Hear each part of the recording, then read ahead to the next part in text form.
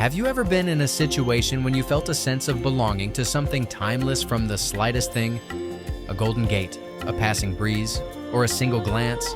That unexpected realization that you're in a place that is timeless, sacred, and fully alive? If so, you have also experienced it. Perhaps you've never forgotten it, just like me. It's an enduring sensation, a whisper that clings to you long after the event has ended.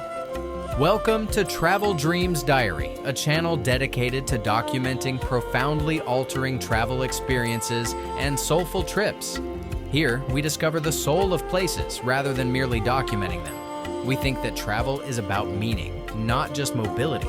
It involves dissecting a place until its genuine essence resonates with you. You're in the perfect place if that speaks to you. Give this immersive experience a like, subscribe now, and let it move you. Allow me to share with you a day in Phnom Penh, Cambodia that will never be forgotten. A moment that will be imprinted in my memory like golden light on old stone.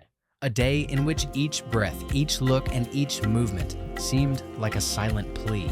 My tuk-tuk started humming softly through the silent streets just as the sun had barely spread its arms across the roofs. That dawn, there was a divine rhythm in the air that transcended language and reason. It was a journey into something profound. Not simply another ride. The city was still asleep, but the royal palace's golden gate gleamed as though it had already woken up. We came to a halt in front of that gorgeous gate, which had an enigmatic and appealing surface that shimmered like liquid sunlight. The royal palace of Cambodia, a magnificent representation of culture and heritage, stood behind it, a location where everything exudes symbolic energy and time seems to bend. The noise of the city vanished as soon as they passed through the gate. I felt as though I had entered a dream. Time slowed. The quiet was presence rather than nothingness, something that seemed to engulf everything in its path with a warm, inviting aura.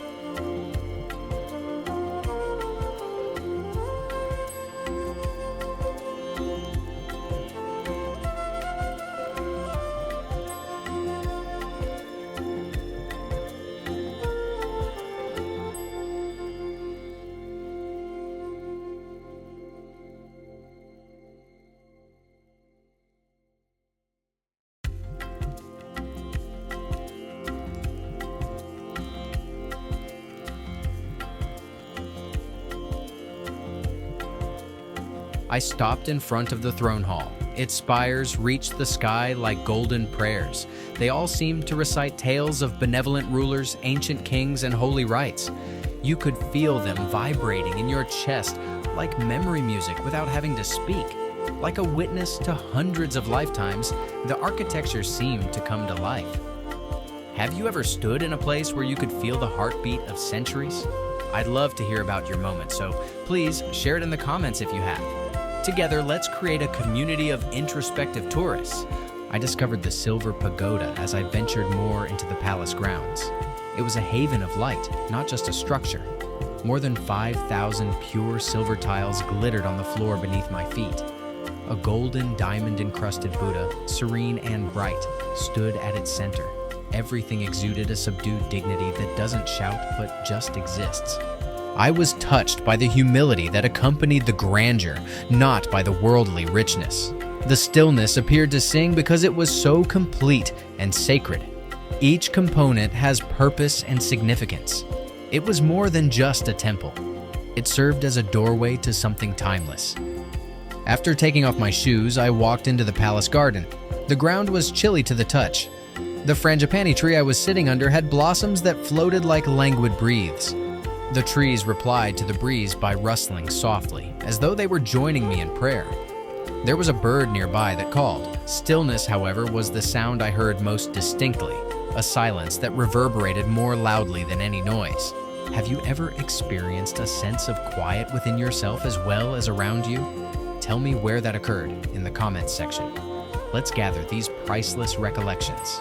Let they serve as a map for our journey together.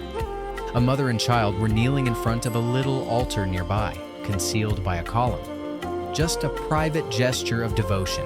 No pictures, no performance. As though addressing the universe's soul directly, they prayed in a low voice and with genuine earnestness. I received the impression that I had been asked to observe something very intimate at that very moment. Which of your travel-related spiritual awakenings was the most potent? Leave a remark below and let's make this a place where we can all connect, share, and develop. Someone else's path might be inspired by what you have to say. Something had changed in me when I left the palace. I have been to the royal palace before. It had been with me. Its tranquility was within me. A metamorphosis rather than a tour was provided by the combination of the building's grandeur, the people's reverence, and the whispering breeze in the gardens. There was more to this encounter than merely Cambodian architecture and royalty. It was about being connected to myself, to the land, and to the people. On my skin, a feeling of grace persisted like incense. And as I was leaving, I came to the crucial realization that the most significant adventures don't usually include a lot of fuss. They can occasionally arrive in silence and whispers. This channel was created for you if you are someone who travels to discover deeper truths as well as new places. Every movie on this site is lovingly made with the goal of inspiring you, waking you up, and helping you appreciate the beauty of the world. If this video resonated with you, please like it and subscribe to Travel Dreams Diary. Talk about it with someone who wants more in life, greater beauty, more significance, or more presence. Assist us in creating a community of thoughtful tourists, because you're waking up to your next amazing adventure, not just watching a video.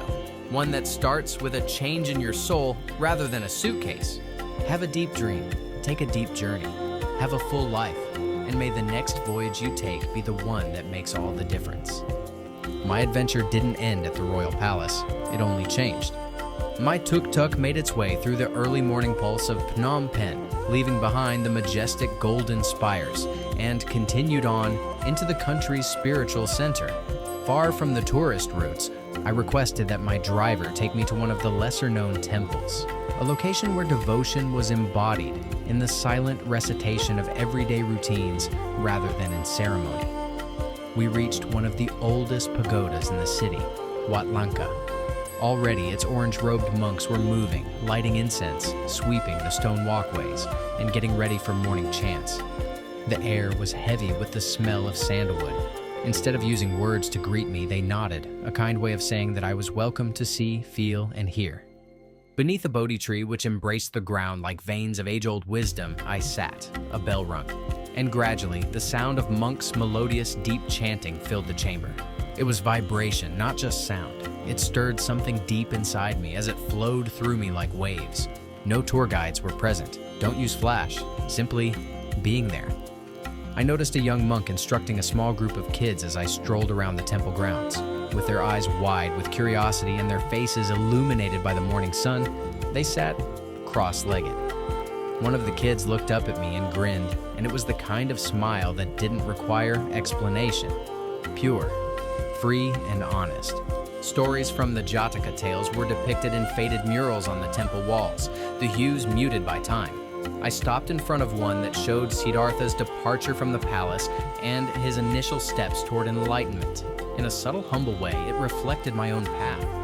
I burned a stick of incense and set it in front of a little altar that was nestled under a fig tree before I left. I shut my eyes. Like a quiet prayer, the smoke rose and curled. This type of wealth was measured in presence, calm, and humility.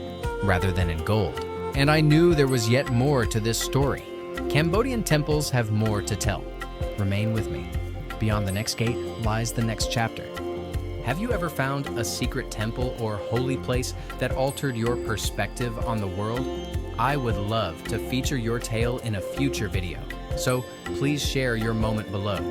Go slowly, feel profoundly, allow the trip to lead you.